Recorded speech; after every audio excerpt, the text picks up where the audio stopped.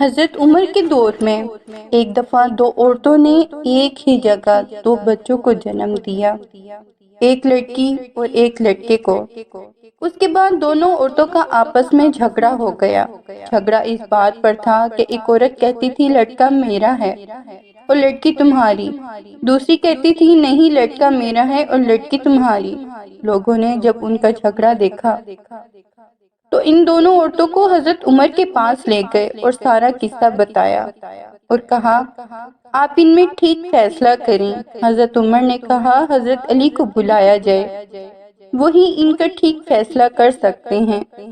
جب حضرت علی آئے تو لوگوں نے سارا قصہ مولا علی کو بتایا اور مولا علی نے فرمایا ان دونوں عورتوں کو ایک ایک چھوٹا برتن دو اور انہیں کہو پردے میں جا کر اس برتن میں اپنا اپنا دودھ لے کر آئیں۔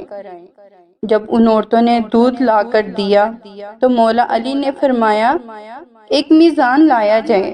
جب میزان لایا گیا تو مولا علی نے اس میزان پر دونوں عورتوں کا دودھ رکھ کر تولا تو ایک کا وزن کم تھا اور دوسرے کا زیادہ۔ حضرت علی نے فرمایا کہ جس کے دودھ کا وزن زیادہ ہے اس کا لڑکا ہے اور جس کے دودھ کا وزن کم ہے اس کی لڑکی ہے۔ یہ دیکھ کر لوگوں نے کہا یا علی آپ نے یہ فیصلہ کہاں سے اور کیسے کیا؟ مولا علی نے فرمایا سب سے پہلے مولا علی نے فرمایا قرآن سے۔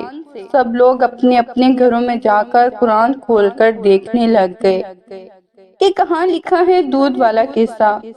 رات بھر قرآن سے ڈھونڈ ڈھونڈ کر جب کسی کو کچھ نہ ملا تو صبح سب لوگ مسجد میں جمع ہو گئے اور جب مولا علی مسجد میں آئے تو لوگوں نے کہا یا علی آپ نے تو کہا تھا کل والا فیصلہ آپ نے قرآن سے کیا ہے، مگر جب ساری رات قرآن میں ڈھونڈ کر ہمیں کچھ نہ ملا تو ہم آپ کے پاس آئے۔ مولا علی نے فرمایا کیا قرآن میں تم نے وہ آیت نہیں پڑھی کہ مردوں کا حصہ عورتوں سے 2 گنا زیادہ ہوتا ہے؟ سب نے کہا ہاں یہ آیت تو ہے۔ مولا علی نے فرمایا اسی آیت سے تو میں نے وہ فیصلہ کیا ہے۔ سبحان اللہ۔